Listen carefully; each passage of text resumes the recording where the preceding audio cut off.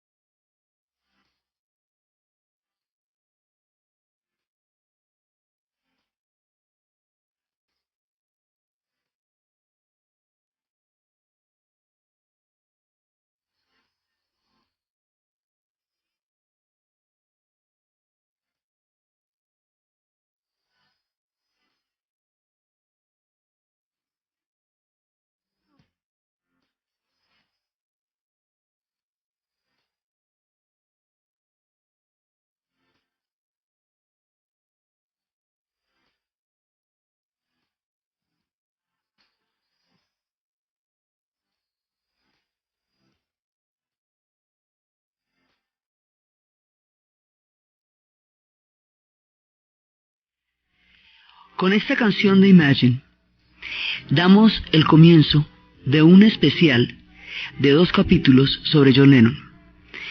En esta canción, John Lennon plantea un manifiesto que terminó siendo la síntesis de la utopía que se formuló durante la década de los años 60. Él habla de imagina tú que no haya religiones, que no haya posesiones, que no haya causas por las cuales morir ni por las cuales matar, que no haya cielo, que no haya infierno, que toda la gente pueda vivir cada día, que toda la gente pueda vivir en paz. Imagínate que todos seamos, digamos, como iguales y que todos podamos compartir el mundo y que todos podamos compartir el mundo en paz. Entonces, cuando imagínate que no haya propiedades, me pregunto si tú podrás. Tú puedes decir que yo soy un soñador, pero yo no soy el único. Espero que un día te unas a mí y el mundo será como uno solo. Digamos, es en el sentido estricto el texto de lo que sería la utopía. Y John Lennon, asesinado el 8 de diciembre de 1980, se constituirá en uno de los hombres más importantes de una forma de pensamiento encaminado hacia el pacifismo, como un compromiso de militancia con la vida. Ese hombre se dedicó a la paz, sobre todo durante los últimos años. Su activismo por la paz fue un sendero en su vida. Este personaje es fundamental en la segunda mitad del siglo XX, porque en el momento en que se produce una revolución cultural, y cuando el pensamiento empieza a cantarse, más que a contarse, él va a musicalizar y a expresar lo que va a ser una revolución cultural que se va a dar y que se va a conocer con el nombre de contracultura. Entonces, la relevancia histórica que él va a tener durante todo el periodo en el que se dieron las mayores transformaciones culturales que se han registrado en los últimos tiempos, hace de él una figura inmortal, y a medida que pasa el tiempo, es más duro y más difícil su ausencia por la lucidez de su pensamiento, por la relevancia de las ideas que planteó en su vida y por la manera como muchas cosas de las que él denunció hoy tienen una fuerza de verdad aún más contundente que en el mismo tiempo en que las dijo. Entonces, este personaje, que va a ser conceptualmente tan importante, es al que le vamos a rendir un homenaje en estos días de Reyes un homenaje hacia la paz. Él nace como todos los muchachos de Inglaterra que nacen durante la guerra sin padres. Va a ser huérfano, lo mismo que Paul McCartney va a ser huérfano, y eso los va a unir mucho.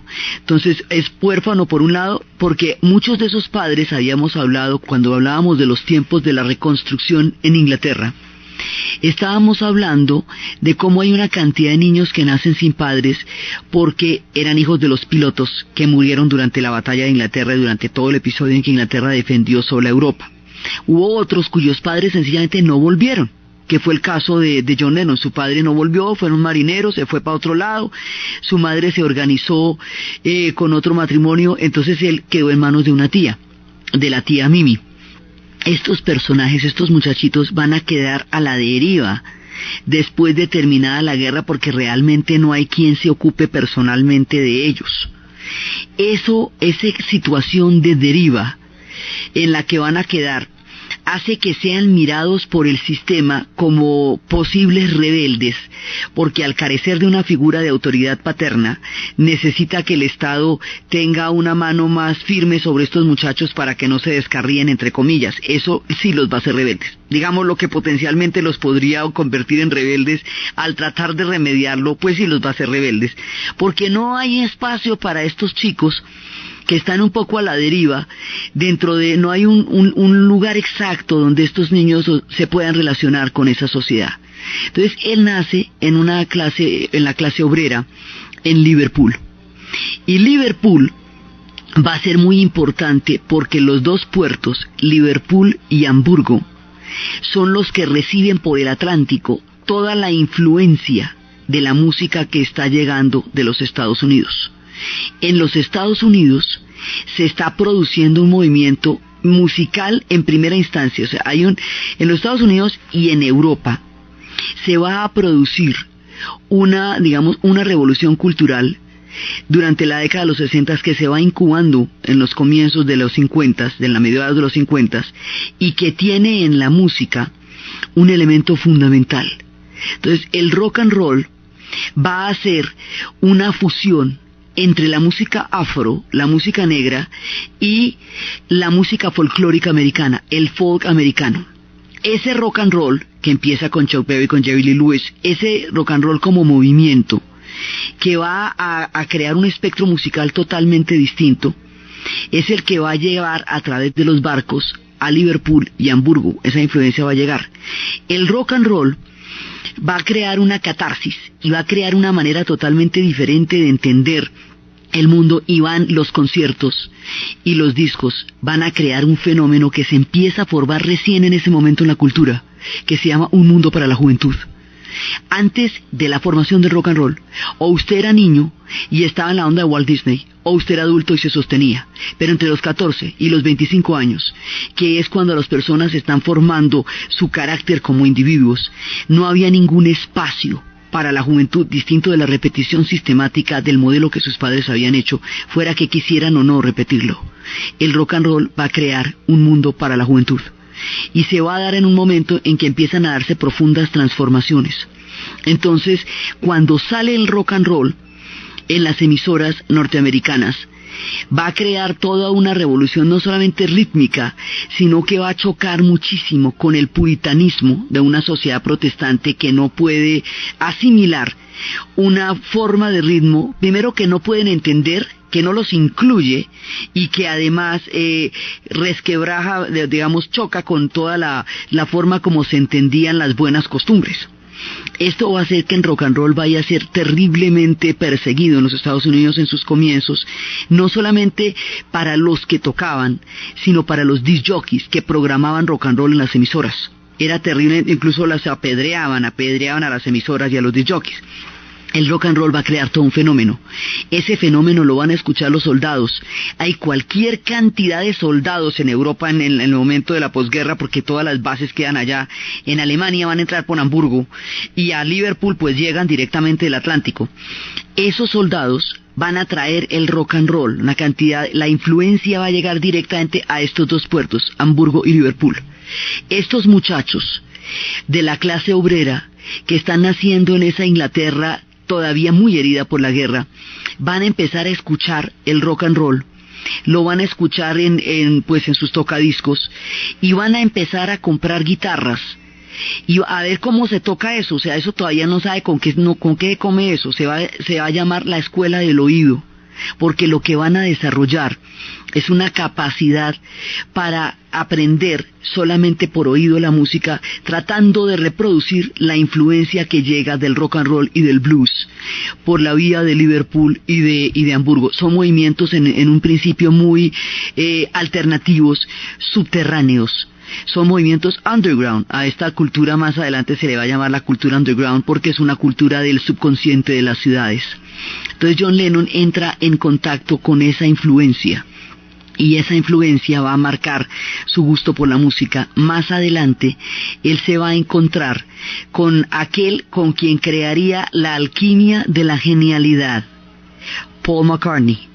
Ese encuentro va a ser una cosa tan monumental y tan impresionante que va a potencializar la capacidad genial de cada uno de ellos dos. Paul McCartney también era huérfano, y Paul McCartney tiene un talento musical, tiene formación musical porque su padre era músico, pero además tiene un talento melódico absolutamente impresionante, y van a formar con George Harrison y con Ringo Starr los Beatles.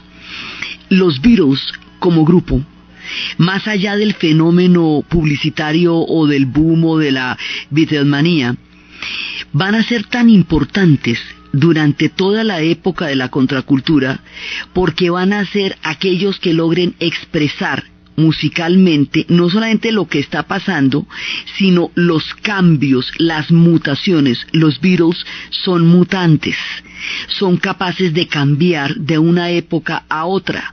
Son capaces de entrar en el rock and roll cuando el rock and roll está generando todo ese furor. Son capaces de entrar en la psicodelia cuando empieza a darse una nueva mirada del mundo. Son capaces de entrar en lo político cuando se va a cuestionar el tema de la politización de la música. Todas las matices que va recorriendo esta revolución cultural, los Beatles la van a expresar.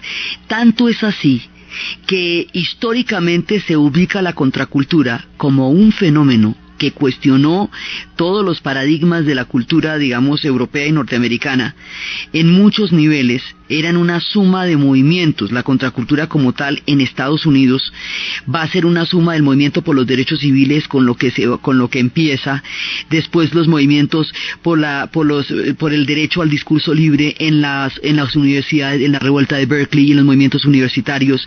Van a estar también los movimientos, después más adelante el hipismo, van a estar también las mujeres, van a estar los movimientos indios por la recuperación de la dignidad indígena, los movimientos de las minorías, de los chicanos, de los puertorriqueños.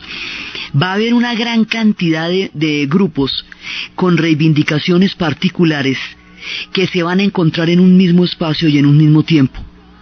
A eso es a lo que se le llama la contracultura, y propiamente la contracultura es el planteamiento que el hipismo va a hacer sobre el mundo. Entonces, esto en los Estados Unidos. Paralelamente en Inglaterra se va a dar alrededor de los movimientos para detener la nuclearización de la OTAN. Las marchas de Aldermaston en 1958 tratan de detener el proceso de entrar a utilizar las armas nucleares como el armamento base de la OTAN, porque consideran que entonces no se ha aprendido nada si después del horror de la bomba atómica se les ocurre ponerle bombas nucleares a la OTAN.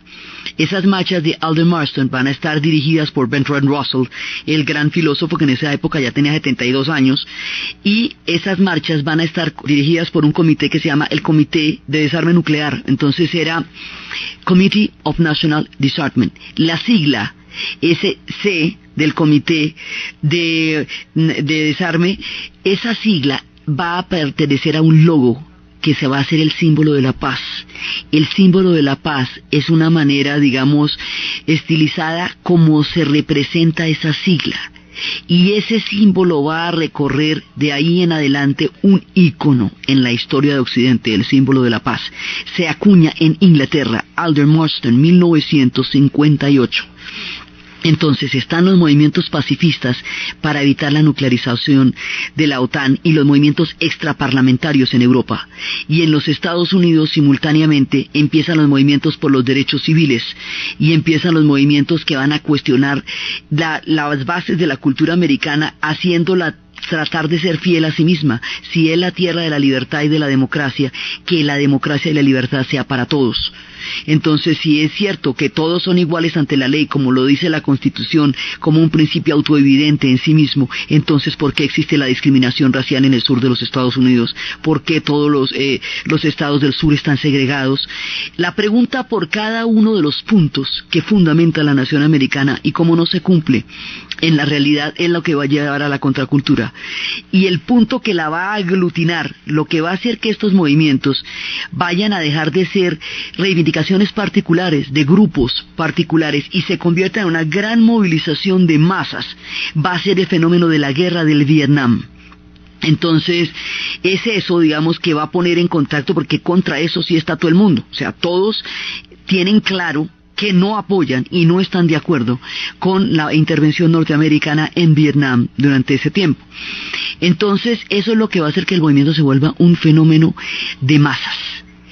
La categoría histórica en la cual se define la contracultura, dicen que la contracultura empezó cuando la canción de los Beatles, A Hard Day's Night, llega al primer lugar de las listas y termina en 1962, y termina cuando se firman los acuerdos de paz entre Henry Kissinger y Le Docteur en París, poniendo fin a la guerra del Vietnam. Dicen que entre esos dos puntos se ubica históricamente lo que se conoció como la contracultura, todo este movimiento de protesta generalizado que tuvo lugar durante la década de los 60 en los Estados Unidos y en Europa. Entonces, en ese punto, la historia se vuelve más cantada que contada, porque hay una necesidad de ir a vivir la vida directamente. Los Beatles van a llegar a los Estados Unidos en el momento en que la persecución del rock and roll es tan fuerte, tan terriblemente fuerte, que va a haber una merma en la producción musical, porque va a ser muy peligroso. Cuando llegan los Beatles y los Rolling Stones, primero los Beatles y después los Rolling Stones a los Estados Unidos, eso se conoce como la invasión británica, y va a producir un furor nunca antes visto en la historia. Entonces los Beatles empiezan su trayectoria y en la primera parte es todo el boom del rock and roll. Pero más adelante, en su encuentro con Bob Dylan, se vuelven mucho más conceptuales, se vuelven mucho más profundos, y en esa etapa en que se vuelven mucho más conceptuales y mucho más profundos, el genio satírico, irreverente y político de John Lennon empieza a hacer irrupción dentro de las letras del grupo. Nosotros vamos a seguir en la huella a él, dentro del grupo que conoció la inmortalidad, y después en su vida cuando se acabaron los Beatles y él siguió solo. En ese momento empieza a cuestionarse, una de las cosas que se va a cuestionar en la contracultura es qué es ser normal, es cuál es el patrón de lo que es normal en la sociedad, porque esta es la contracultura busca otro tipo de realidades, otro tipo de visiones del mundo, ampliar el concepto de libertad hacia la libertad interior y hacia la libertad personal. Busca que las diferentes formas en que las personas puedan interpretar el mundo sean válidas y no se discrimina a una persona por ser o pensar diferente.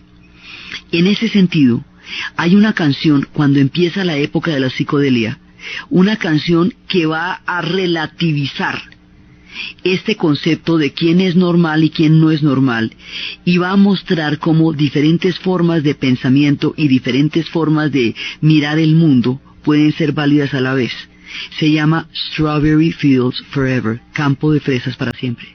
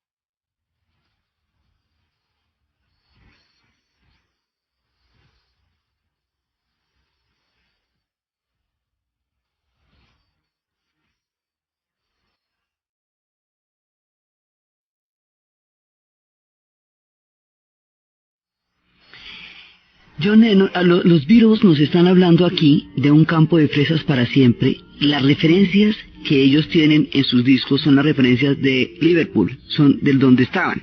Entonces Strawberry Fields es un campo que es como una especie de jardín que quedaba al lado de ellos. Penny Lane es como le dicen a las calles en Inglaterra, entonces es una calle que se llama Penny Lane, donde había una barbería.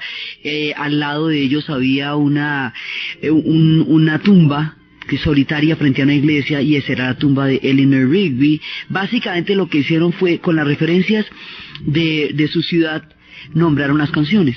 Esta canción, The Strawberry Fields Forever, habla de lo relativo que es, digamos, la visión del mundo. Entonces, déjame llevarte a un campo de fresas para siempre, donde nada es real y no hay nada de qué preocuparse en verdad. La vida es fácil con los ojos cerrados, malentendiendo todo lo que ves. Es difícil llegar a ser alguien, pero podría llegar a hacerse, lo cual además tampoco me importa mucho. Entonces dice, déjame llevarte al campo de fresas para siempre, donde nada es real. Entonces dice, no creo que nadie esté realmente en mi árbol. Yo debo estar o más arriba o debo estar más abajo. Pero no sé si alguien pueda cantar conmigo, lo cual no está mal ni está bien. Tampoco creo que haya problema en eso. Déjame llevarte al campo de fresas para siempre. Entonces aquí hay unos tipos de mutación que son muy importantes en los Beatles. Los Beatles empiezan a cantarle, por un lado, a la soledad urbana, como es el caso de Eleanor Rigby, esta mujer que tiraba el arroz recogía el arroz que habían tirado en la iglesia donde había habido una boda, y la gente solitaria.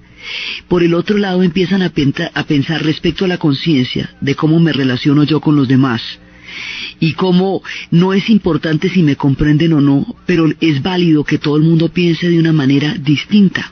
Entonces ellos empiezan a mostrar, los Beatles son muy existenciales, en muchas, fundamentalmente en sus letras, en otras son surrealistas. Tienen una gran cantidad de gamas de interpretación de un fenómeno increíblemente complejo, que fue el fenómeno en el cual ellos estuvieron y que pudieron expresar, que era la contracultura. Entonces, ¿qué pasa? Que al principio viene el rock and roll, pero luego, a medida que va avanzando la década, van pasando cosas mucho más profundas, y a medida que esas cosas más profundas van aconteciendo, los Beatles son capaces de captarlas musicalmente.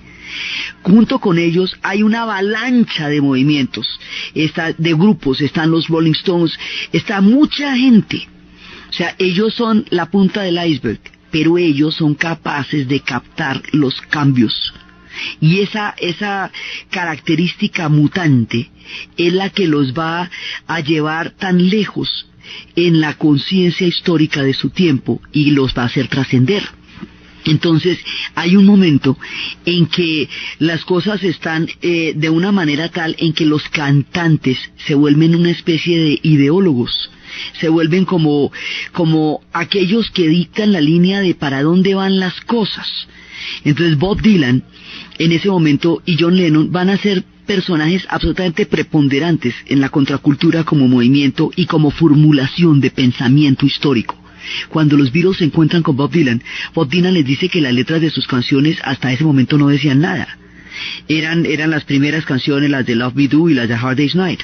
Entonces ellos empiezan a pensar que hay que conceptualizar, y empiezan a conceptualizar, y hay álbumes de transición como el de Rubber Soul y el álbum de Revolver, cuando empiezan a cambiar del rock and roll a una forma musical mucho más elaborada y conceptualmente más profunda. Entonces en ese momento hay otra transformación en la cultura. Empieza a aparecer una cosa que se llama la conciencia expandida. La conciencia expandida es un cuestionamiento a una única forma de conocimiento. Occidente desarrolló una idea sobre la ciencia y sobre la realidad basada en el plano cartesiano. Según esa idea, todo lo que proviene de la manera como los europeos conciben el mundo es considerado ciencia, considerado verdad, conocimiento y civilización. Y todo aquello que no esté dentro de esas categorías es considerado superstición o brujería o es excluido del conocimiento. Esa razón occidental y esa razón europea como única forma de conocimiento es lo que se conoce como eurocentrismo. Y eso fue lo que le dio también aval al colonialismo, porque de acuerdo con esa manera de pensar, invadir a los otros pueblos no era imponer una cultura sobre otra, sino civilizarlos, porque todos aquellos que no comulgaban con la estructura europea de pensamiento era porque no eran civilizados y los europeos sí. Lo que se va a cuestionar durante el tiempo de la conciencia expandida, en ese momento, es que esa sea la única forma de conocimiento. Entonces dice, mire, es que existen muchas formas de conocimiento y muchas realidades. No hay una única realidad ni hay una única visión del mundo. En esa medida es importante explorarlas. La exploración de esas otras formas de realidad se va a dar, por un lado, yendo hacia la India, cuando empieza la gran influencia de la India, y por el otro lado, la exploración de sustancias psicoactivas como formas de conectarse con otras formas de realidad. Esa, digamos, fueron como las dos búsquedas más extendidas. Entonces la gente que se fue hacia la India encontró en el pensamiento hindú una complejidad que fue la que hizo que el contacto entre las basuras nucleares de una sociedad industrializada a la brava como se industrializaron los norteamericanos tan aceleradamente y el concepto hinduista del cosmos formara el pensamiento ecológico. Entonces hay muchos cambios a nivel de la conciencia y hay muchos cambios a nivel de la percepción, a nivel de la estética y a nivel de la música. Cuando eso se produce, en ese momento los Beatles, cuando ya está dado un cambio profundo en el concepto musical, en el concepto de lo que es civilización, de lo que es realidad, de lo que es normalidad, cuando se cuestionan tantas cosas a la vez, los Beatles van a salir con un disco que va a revolucionar toda la historia de la música de ahí en adelante, porque es el disco que va a hacer posible que se den nuevas fusiones, va a ser la matriz de lo que va a ser el rock sinfónico, de lo que va a ser el rock progresivo, de lo que va a ser más adelante los mixers. No existían en ese momento aparatos que fueran capaces de mezclar sonidos, así que cada sonido tuvo que inventarse uno por uno. Los Beatles van a sacar una revolución dentro del concepto de conciencia expandida. La conciencia expandida tiene una manifestación estética que es, digamos, una especie de encuentro que se tenía para alterar la percepción de la mente. Eran sesiones en las cuales se producían efectos sonoros, efectos visuales, efectos táctiles, que alteraran la mirada del mundo para buscar otras formas de conocimiento. A eso se le llamó psicodelia. Y eso en términos visuales eran esas mezclas entre neón y negro, y eran los afiches que hacían esas ilusiones de bosques mágicos. Eso es visual, pero también es musical. Musicalmente hablando, los más grandes exploradores de eso va a ser Pink Floyd. Pero los pioneros, en términos de conceptuales y musicales, van a ser los Beatles, con un disco que se llama Sgt. Pepper's Lonely Hearts Club Band. Ese disco parte la historia de la música en dos. Y ahí hay una canción que habla de la psicodelia en el sentido mismo de la palabra y que se hace una representación de cómo se estaba transformando la época. Ese disco se llama Lucy en el cielo con diamantes, Lucy in the Sky with Diamonds.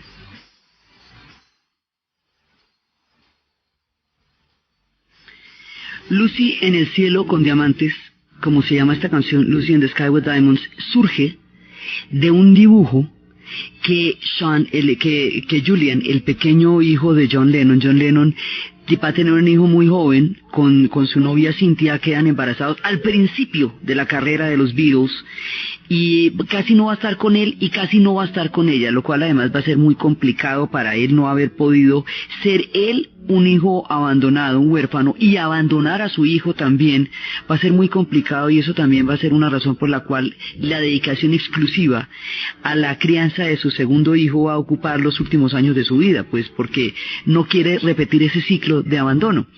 Entonces van a hacer este chico, que se llama Julian. Julian le va a mostrar un dibujo y dice, ¿quién es ella? Y dice, ella es Lucy en el cielo con diamantes, Lucy in the Sky with Diamonds. En el momento en que se está generando la psicodelia, y en el momento en que se están haciendo tanta cantidad de experimentaciones y exploraciones, a nivel musical, a nivel pictórico, a nivel del concepto de la realidad, a nivel de la búsqueda de lo sagrado, porque la conciencia expandida también implicaba búsquedas de lo sagrado, y eso es lo que va a hacer, como habíamos dicho, de la India, o viradas hacia los indios norteamericanos como fuentes de conocimiento. Esto va a marcar un punto en la década. Esto va a ser también cuando los Beatles fueron a la India, que George Harrison vaya a encontrar de ahí en adelante su vocación hasta el resto de sus días, que es la búsqueda espiritual y mística del hinduismo y de esas otras espiritualidades.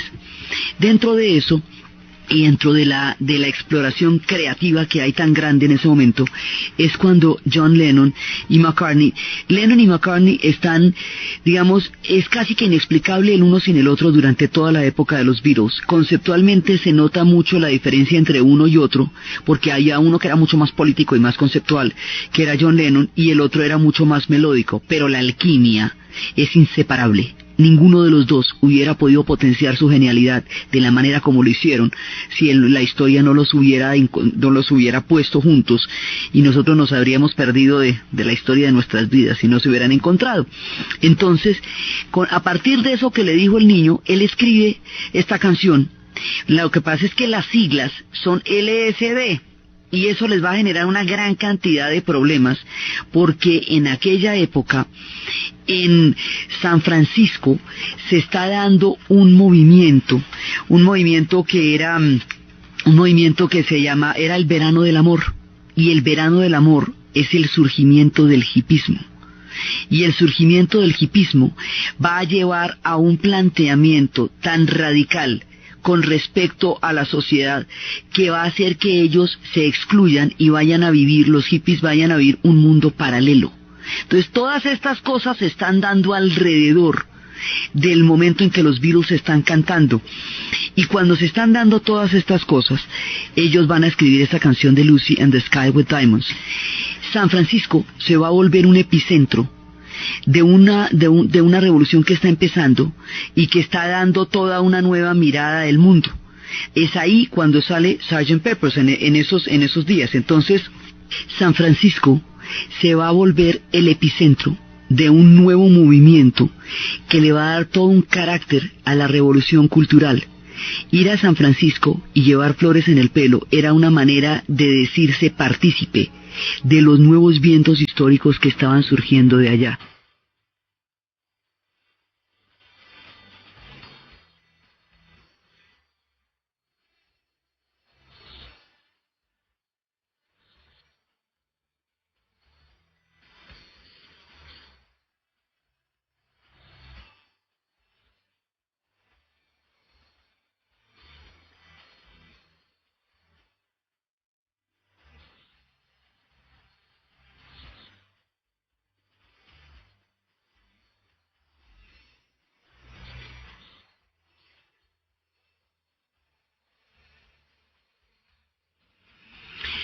En esa época se escuchaba la canción de si vas a San Francisco debes tener flores en el pelo, te vas a encontrar con gente muy amable, vas a encontrar en las calles de San Francisco cosas maravillosas y una nueva sensación y una nueva fascinación. Como la contracultura son una gran cantidad de movimientos, hay uno que empieza, digamos, que se fecha en High Ashbury, que es el verano del amor. Estos son los muchachos que se van a rebelar contra una estructura y una forma de vida que les es impuesta y que ellos no quieren vivir. Entonces, que ellos no quieren, son los herederos del sueño americano, y hay un equivalente en Inglaterra que es en el underground inglés. Entonces, el hipismo, como se les va a conocer, empieza en San Francisco. Los muchachos que van a llegar allá llegan huyendo de una sociedad que consideran falsa y que consideran doble y que consideran consumista. Los hippies se van a rebelar contra lo que ellos llaman la deuda, y es: mire, yo a usted lo visto, lo alimento, le doy compota, le doy zapato, le doy todo lo que usted quiera, pero cuando usted crezca, usted me va a pagar cada compota, cada vacuna y cada desvelo. Usted va a hacer lo que yo quiero que usted sea. Usted va a llegar a donde yo no llegué, o usted va a repetir el modelo que yo fui. Usted va a ser la proyección de mis sueños, o sea, yo lo creo a usted para que usted realice mis expectativas de la vida. Entonces, hay una generación que va a ser la heredera del sueño americano y que va a ser la heredera de la primera abundancia en Europa después de los años de reconstrucción, que va a decir: mire, yo me muero de la pena, pero yo no puedo hacer lo que usted quiere con mi vida, porque es que hay una vida por pellejo, ¿ve? Usted tiene la suya y yo tengo la mía, y como no hay sino un solo chance, usted ya tuvo el suyo. Sea que le guste o no, eso es problema suyo, pero este es el chance mío, y yo voy a hacer con la mía lo que a mí me parezca. ¿Y usted qué quiere hacer? Pues yo no sé, pero quiero la oportunidad de preguntármelo. Por ese cuestionamiento es que se va a dar una ruptura generacional profunda en los Estados Unidos, y en Europa la ruptura generacional se va a dar porque la gente que nació después de la guerra vive en un mundo infinitamente distinto al que vivieron los que nacieron antes de la guerra. Entonces, por eso es que no se van a poder, digamos, entender. Cuando los arrojan de High Ashbury, en High Ashbury es cuando se va a conocer por primera vez el ácido, que es una droga psicotrópica que surgió por el laboratorio Sandoz, la popularizó el profesor Timothy Leary, y después de eso en High Ashbury empezó la búsqueda a través del ácido de otras formas de realidades. Entonces, digamos, había toda una mirada a través de estos vehículos en esa época que tenía una connotación completamente diferente a la que tomaría después. Durante el primer año el ácido no se sabía qué era. Al cabo de un año lo declararon ilegal, la gente fue expulsada de High Ashbury, pero ya no podían volver a su casa porque ya la ruptura había sido real. Ya no te podían regresar, ya les habían puesto máquinas de coser ahí donde quedaba el cuarto de ellos y todo. Entonces van a crear comunas, y las comunas se van a volver un movimiento paralelo, un movimiento, digamos, alternativo a la sociedad norteamericana, y va a haber comunas en los Estados Unidos, va a haber comunas en Canadá, va a haber comunas en Europa, va a haber comunas en todas partes. Y alrededor de ella se va a dar un mundo, un mundo paralelo a la cultura existente, que es el que se llama contracultura, y eso es el hipismo. Es una crítica tan radical al sistema que van a formar una vida paralela. Entonces los hippies van a vivir en comunidad porque detestan un individualismo tan feroz. Van a tener un trabajo creativo y lúdico porque detestan el trabajo alienante. No van a ser competitivos porque detestan la competencia. No van a tener una doble moral porque les parece que eso conduce a todas las falsedades. Entonces van a tratar de crear nuevos códigos, familias voluntarias, formas de vida distintas.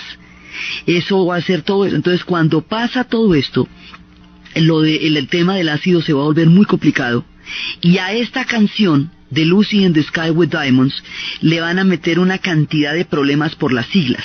La canción en realidad lo que representa es un universo diferente. Eso es una manera de imaginarse usted, digamos, como se está tratando de ver que hay distintas formas de habitar el planeta, digamos que no hay solamente un mundo, sino muchos mundos.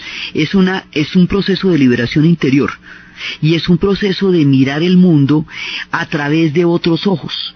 Entonces, esto es como una especie de, digamos, de visión, que imagínese usted en un barco, en un río, con árboles de mandarina y cielos de mermelada, y alguien lo llama, y usted contesta muy despaciosamente, y es una chica con los ojos caleidoscópicos, y hay flores de celofán, de amarillo y de verde, y están moviéndose y girando sobre su cabeza, y uno va a buscar por la chica con el sol en los ojos y se ha ido. Es Lucy en el cielo con diamantes, y la sigues a un puente donde hay una fuente, donde hay casas y donde hay casas roqueras, y la gente está comiendo pies de marshmallow, y cada uno sonríe, y tú vas pasando por entre las flores que crecen a una altura increíble, y los taxis y los periódicos aparecen en las playas tratando de sacarte de allá,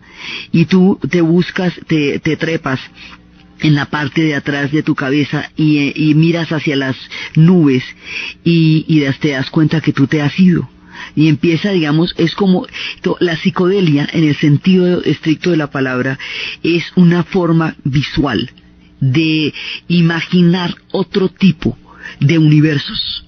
Sí, y eso es Lucy en el cielo con diamante, porque imagínate tú en un tren, en una estación, con gente de plastilina, con corbatas que parecen hielos, que parecen vidrios, ¿sí?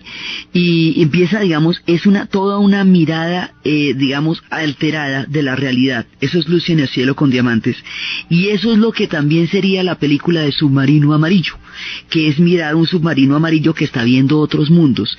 Hay metáforas de otro tipo de universos para ampliar los horizontes mentales.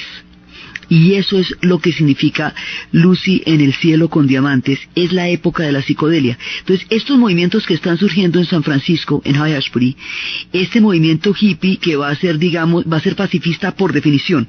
Ellos son completamente antibélicos.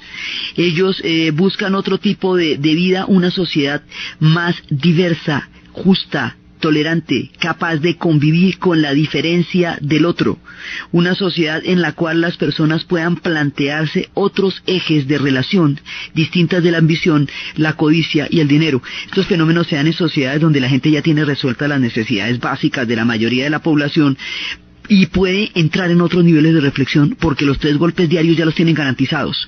Cuando toca garantizar el golpe, la cosa es más difícil. Pero entonces esta gente ya tiene, digamos, una mirada más, tiene capacidad para una reflexión más profunda sobre el sentido de la sociedad en la que está. En ese momento, cuando el hipismo está en su máxima expresión, cuando todo un planteamiento de una forma de vida completamente distinta está modificando la conciencia de la época, es cuando sale Sgt. Pepper's. Y ese disco condensa lo que una generación entera está tratando de decir a través de su propia vida. Lo musicaliza con una cantidad de sonidos que no se habían intentado antes en estudio y que abren ilimitadas posibilidades de desarrollar la música mucho más allá de los horizontes melódicos que eran conocidos hasta entonces.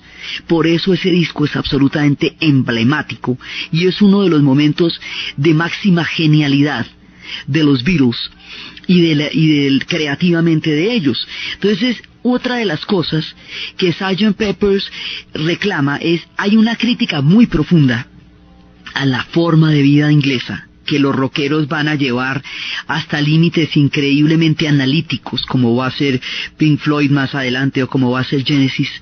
Pero ellos cuestionan una forma de vida en la cual hay una repetición de costumbres y de hechos que empiezan a carecer de pronto de sentido y que empiezan a no decirles más. O sea, el mundo cambia muy rápidamente, las estructuras cambian y la música está contando esos cambios. Entonces, un hombre que pertenecería a lo que se llama el sistema, que es una codificación, digamos, muy precisa de lo que es formar parte de esa sociedad. Esto es como la mirada desde la protesta, desde lo alternativo. John Lennon siempre será irreverente y los Beatles van a ser muy irreverentes en su tiempo y van a ser, digamos, quienes cuestionen muchas cosas. Cuando John Lennon decía que ellos eran más populares que Jesucristo, lo decía en el sentido en que existía la cultura de masas, que si él hubiera existido en esa época seguramente sería un músico, y que ellos, como vivían en la cultura de masas, pues eran populares. Esa frase se malinterpretó y se le volvió un enredo enorme. Y estas declaraciones, como cuando estaba en el concierto de Albert Hall, y les decía a los de atrás, aplaudan, los de adelante sacudan las joyas, era una manera de burlarse de la rigidez de la estructura de clases sociales en Inglaterra, para mostrar un arquetipo de un personaje que está completamente metido en el sistema, y a través de su vida mostrar los diferentes símbolos que a ellos ya empiezan a parecerles poco significativos.